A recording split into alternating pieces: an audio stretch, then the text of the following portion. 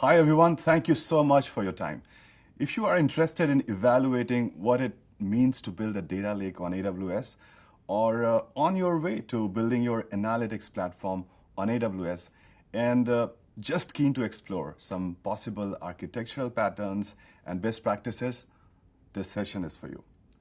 My name is Kumar Nachiketa, a storage partner solutions architect at AWS, and today I am going to discuss and demonstrate ways to build a data lake with Amazon S3 being a core component. I'm super excited about sharing this with you. Here's what I'm going to cover today. I'm going to talk about data at scale and how to optimize for data sources that are growing exponentially. I'm going to cover data lake foundations and performance and security best practices. And finally, I'm going to demonstrate how to get started with AWS Lake Formation. So the availability of more data fundamentally changes industries of all kinds. And we are talking about big data problem and data lake here. So let me start by quoting some statistics, some numbers from a few of our customers. And as I share these numbers, I want you to start imagining what it means in terms of data handling and management. Let me start with one of our customers, Viber. Viber is one of the world's most popular messaging apps. This is what Viber does every 60 seconds. People send 3 million messages in 60 seconds using Viber. About 140,000 calls, 1.2 million users are logging in, 2,000 new users are joining, 300,000 stickers, 10,000 group chat likes, and this one, my favorite, 1.5 million photos sent in every 60 seconds. Let me talk about Finra. The Financial Industry Regulatory Authority is a non-profit organization authorized by the US Congress to protect investors and ensure market integrity through effective and efficient regulation of broker-dealers. It writes and enforces rules governing the activities of more than 3,800 broker-dealers, representing more than 600,000 brokers. For one of its applications, Finra's Order Audit Trail system, every day it oversees 75 billion market events, approximately 50,000 files daily, and there are about 200 rules to format files. All in all, it performs 500 billion validations each day. So we see this pattern for all the businesses. Like in the case of Viber and Finra, more and more customers are experiencing exponential data growth. The data is coming from new sources, for example, banks with so many interaction with customers, Twitter, video from visiting branches, phone calls. That makes data increasingly diverse. You can get structured data from databases, semi-structured like JSON from a variety of applications, and unstructured data like photos, videos, files from all over, of course, from each one of us. Now you have various people needing to use this data: business analyst, data analyst, data scientist. And with so much data, you need various application processing and analyzing data, different tools for warehousing or for real-time analytics or AI and ML application. At AWS, we define a data lake as a centralized repository where you can store all unstructured and structured data as is at any scale and easily integrate with all of our application. Catalog provides the queryable interface of all assets stored, designed to provide a single source of truth about the contents of a data lake. It gives info about the origin of data, what it is used for, and formulas that it participates in. Business insights from analytics and ML as it improves customer interactions, increases operational efficiencies, and helps you decide on the next innovation by seeing where the trend is going. Now, before you start your setup, you want to think about where you are storing all your data. You want to store all the structured and unstructured data in a single place, and ensure that you can immediately start pushing data in from different systems. And at the same time, when you discover new use cases or your business expands to newer domains, you can plug in more applications that can start analyzing the data without a need to rethink your architecture. Finally, you want to build a data lake that scales. Does that stand the test of time? Because you don't know today all the use cases you will want to use your data lake for. It is difficult to know exactly which data sets are valuable and how they should be cleaned, enriched, and transformed to solve different business problems. All of this and more is precisely why you should be choosing S3, Simple Storage Service, as the foundation of your data lake storage. S3 allows you to centralize data set. It's simple, and it has consistent behavior and predictability in operations. The native feature of S3 are precisely what you want from a data lake. 11 nines of durability, highly available and scalable, highly secure, best-in-class compliance, audit capabilities, and also object-level controls. It is massively parallel and scalable. It has cost-effective storage classes, and it has broad ecosystem and integration with various ISVs. I'm going to dive into some of these aspects as we go along. Let's look at the data lake foundation best practices now. First off, Amazon S3 is the center of your data lake on AWS. It is the foundational object store for all your data to be cataloged, analyzed, and transformed into insightful data for your business. There's another aspect of for access, and without going into a shot of each one of these, it's essentially whether you are coming in through a mobile interface, you are coming through your computer, you are coming in through different servers, being able to apply access control based on roles. At the bottom, this is around securing access to the data sets, be it access control via identity and access management, monitoring via Amazon CloudWatch, or providing audit capability via AWS CloudTrail, and also to offer you the ability to manage your key with AWS Key Management Services, KMS. You have got a lot of different ways to ingest data, whether it's real-time streaming data, or from databases, or you have massive data set to move offline, or maybe you need a dedicated connection for consistent bandwidth. You can use Direct Connect in that example. Arguably, catalog and search capabilities are one of the most critical pieces beyond the security of the data lake. Because if you don't have a catalog and the ability to search your data effectively, you can't perform effective analytics. So getting the data catalog, getting data transformed and ready to use is one of the critical steps of a data lake productivity. Finally, you need to present data to customers.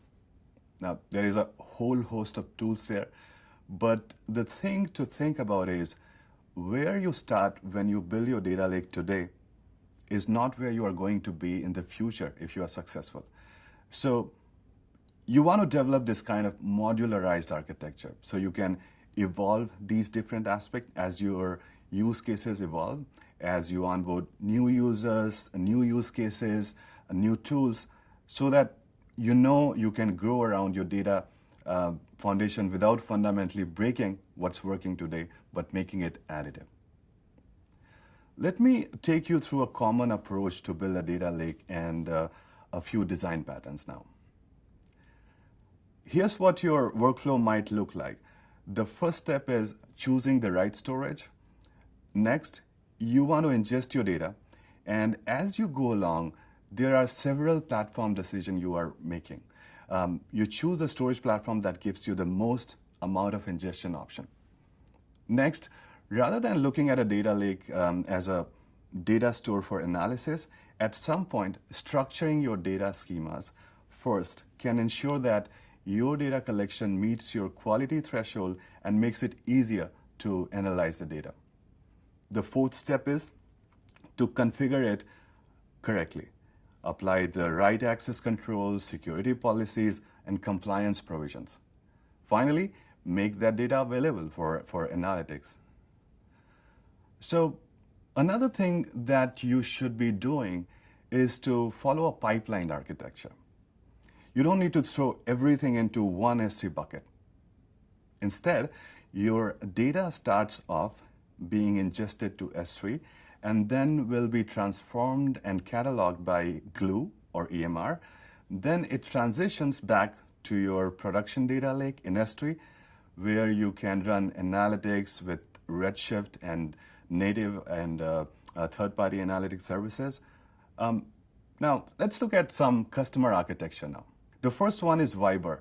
I mentioned them in the beginning, and as I said, Viber is a communication platform with billions of users worldwide. The scale they operate at is massive, processing over 10 to 15 billion events per day, peaking at 300,000 events per second. So let's start with the life cycle of a message. The Viber backend consists of thousands of EC2 instances. They are sending events to Kinesis, that is streaming events to their real-time data processing system, and also streaming them directly to Amazon S3 through Kinesis data firehose. They batch events into a single Kinesis message, makes it more cost-effective and faster. Over 200 events on a single Kinesis stream. Now a lot is happening even within that Apache Storm. The Apache Storm is hosted on EC2. It's breaking up events, updating profiles of users in real time. For each event, it's also running some Lambda function and running ML for spam detection. If an event is flagged as spam, it then blocks the user.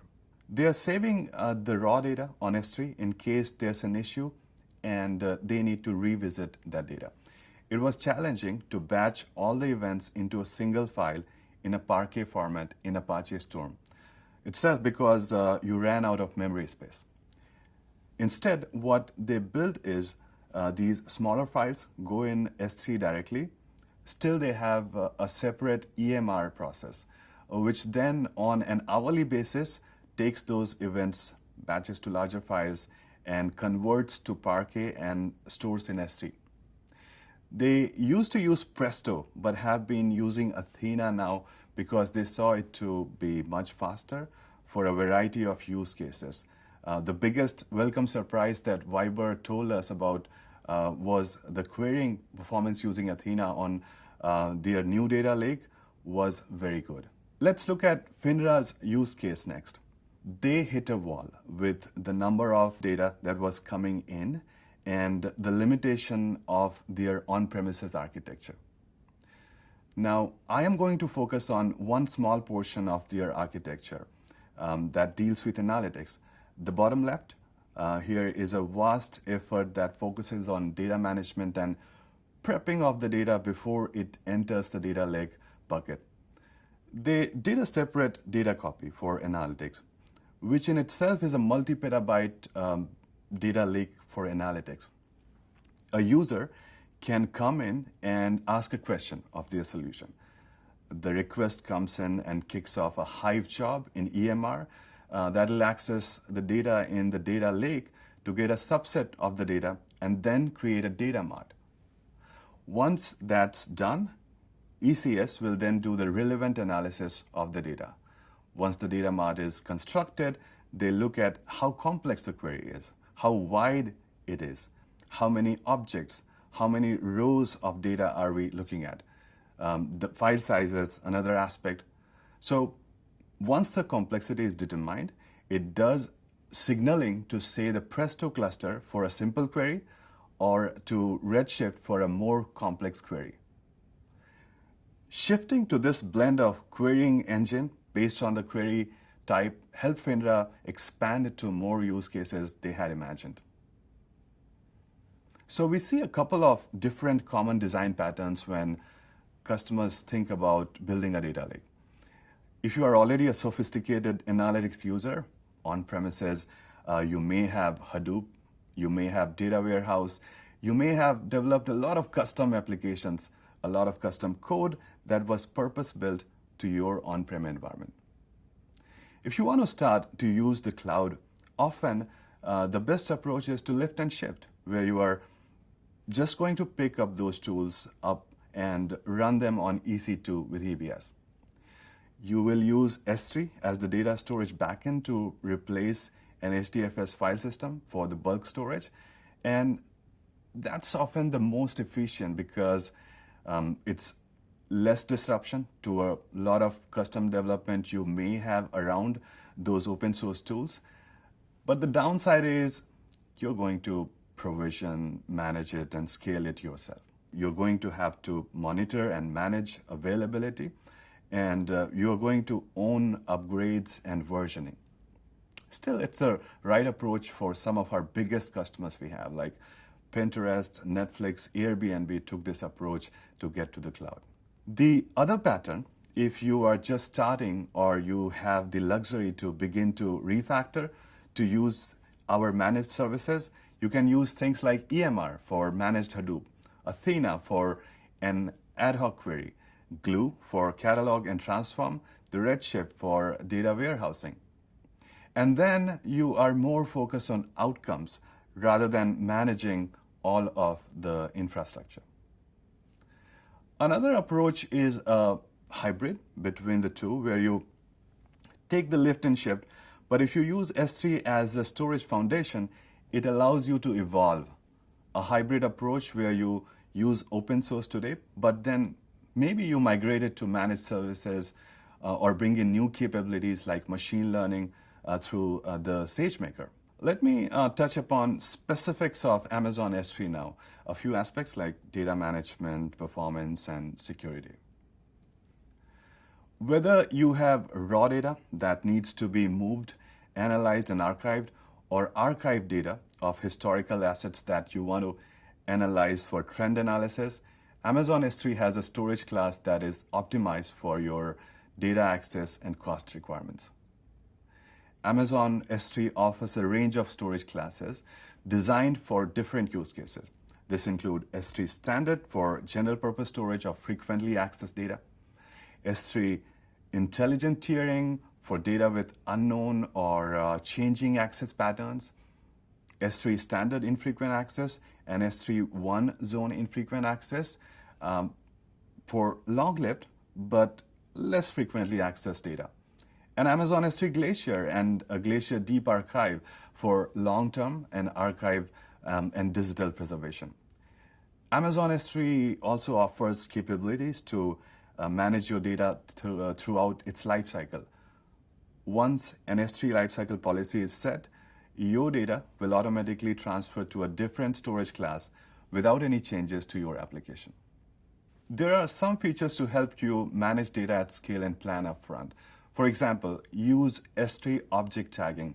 S3 supports mutable object tags, and those can help you to drive things like lifecycle management, data deletion policies, replication policies, and most important, very granular security policy. Lifecycle policies, again, you want to use lifecycle for data cleanup and deletion or archive with classes like Glacier or Deep Archive. Amazon S3 batch operation. You can use this new feature to easily process hundreds, millions, or billions of S3 objects in a simple and straightforward fashion.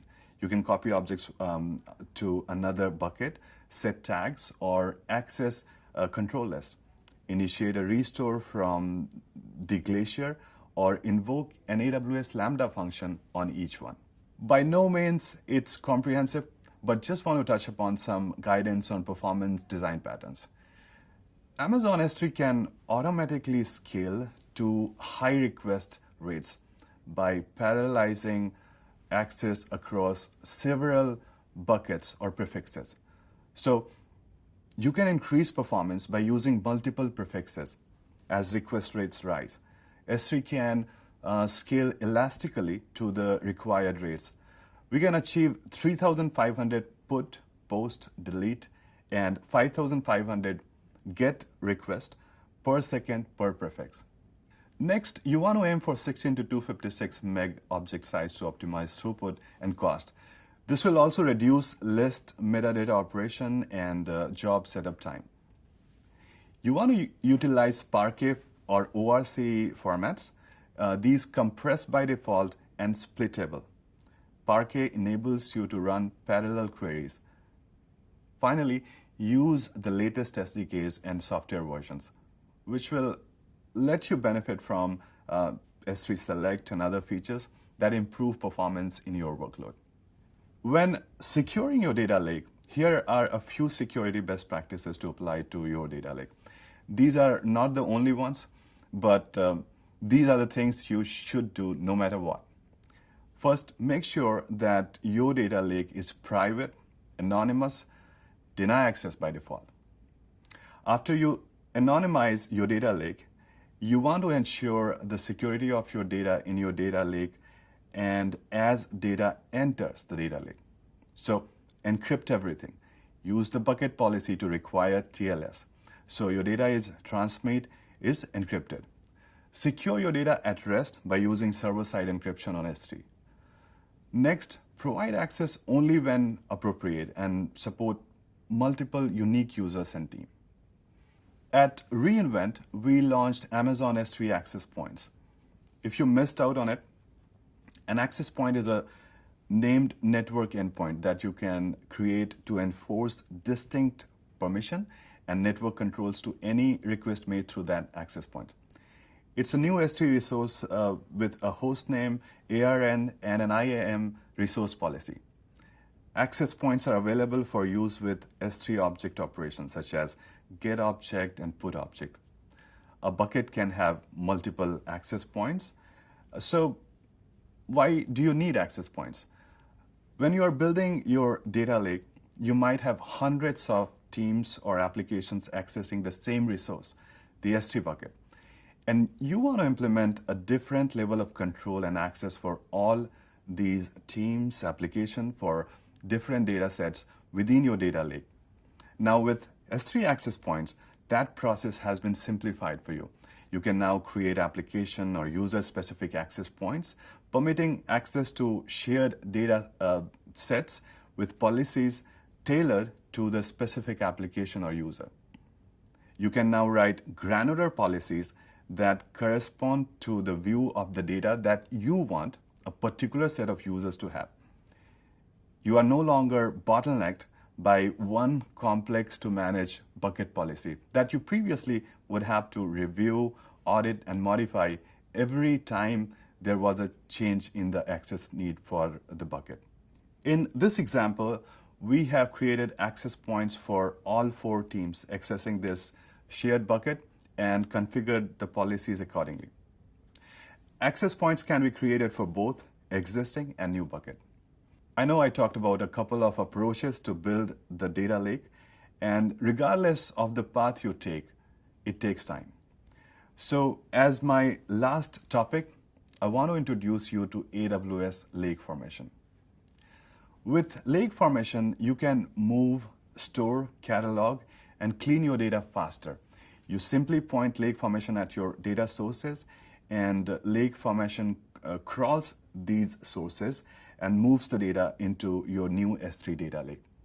Lake Formation also changes data into open formats like Apache Parquet and ORC for faster analytics. It enforces security policies across multiple services.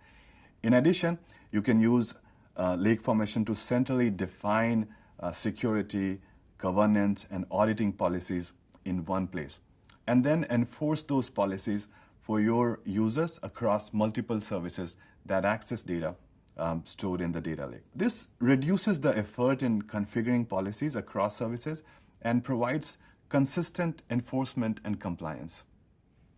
Now the last one, it provides self-service access to data. Data Lake Formation helps you build a data catalog that describes the different data sets that are available along with which groups of users have access to each. This makes your user more productive by helping them find the right data set to analyze. By providing a central catalog of your data, Lake Formation makes it easier for your analyst and data scientists to find and access the data as they need. So next, I want to give a demo for AWS Lake Formation, and I hope you like it. All right, I am going to give you a simple walkthrough of AWS Lake Formation. The primary services used in this demo: AWS Lake Formation, Amazon S3, AWS Glue for catalog, and also Athena for querying. So these are some personas for my demo. IAM administrator, which has full admin access. Data Lake administrator accesses the data catalog, creates databases, and grants Lake Formation permission to other users. And finally, a data analyst who has limited access to the specific table or column and can run queries against the data lake. So these are the steps for my demo. First, I'm going to assign a data lake administrator. Then a data lake admin registers an Amazon S3 path, creates a database, grant the permission to AWS Glue, and then with AWS Glue, crawl the data to create the metadata and table. And finally, grant the table permission and run a query using Athena. Let's get started. It should be fun. All right, so I am logged in as IAM_admin. Here's my bucket and the CSV file as a data set for this demo. I'm going to add a data lake administrator now. So go to Lake Formation console, click on Add Administrators, and select my user, data lake_admin, and click Save. So so we have the data lake administrator now. Next, I want to register my data lake, which is the S3 bucket I just showed. I'm going to log in as data lake admin first. So now I logged in as data lake admin, and this is the dashboard for AWS Lake Formation. 3 stages to set up the data lake: register Amazon S3 storage, then create a database for Lake Formation to organize data into a catalog of logical databases and tables. Finally, grant the necessary permission to the users or roles. So let me register the location with my S3 bucket. So click on Register Location. I can browse and select my bucket. Click, and after that, click on Register Location.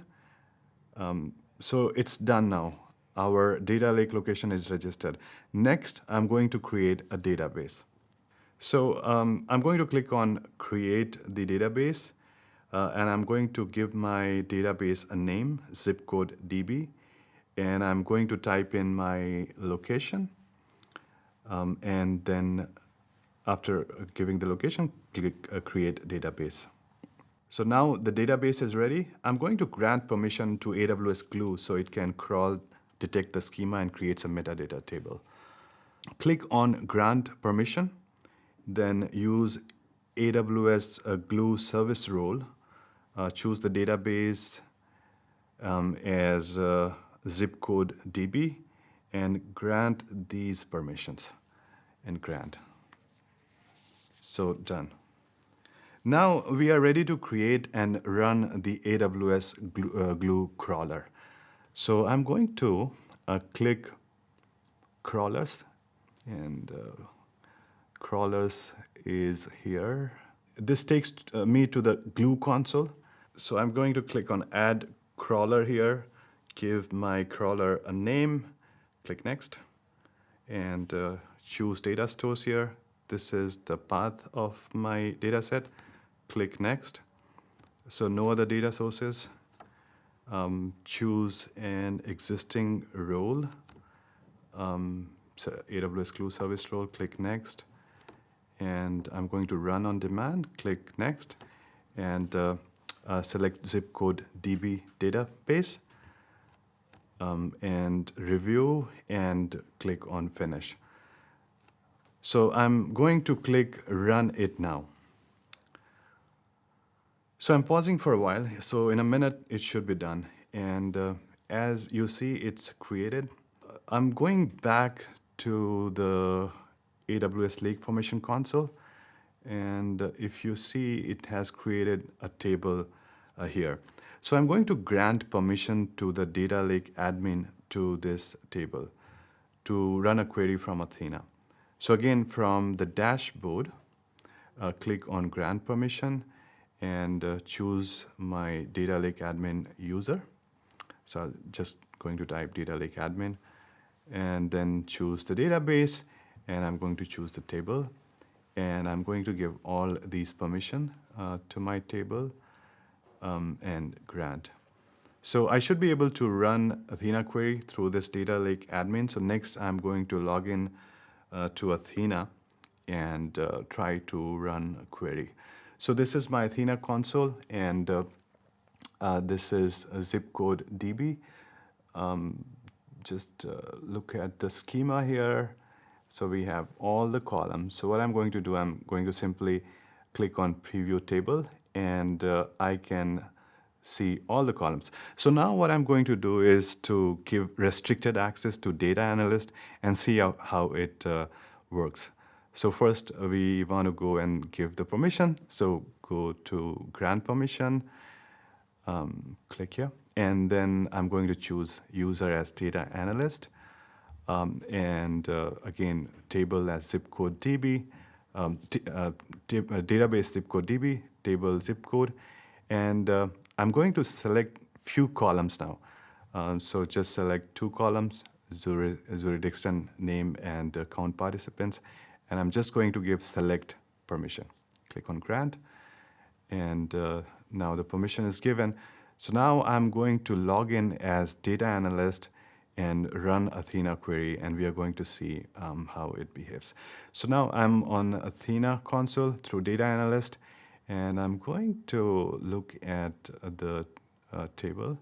Let's see the schema. Yeah, it has just 2 columns. So let's run the preview. And if I run the preview table, so it shows just 2 columns. So you see how easy it is to secure your data lake with AWS Lake Formation. And that concludes my demo as well. This was a very simple demo, but you can have very complex environment managed by AWS Lake Formation. Before I wrap up, I want to highlight the takeaways.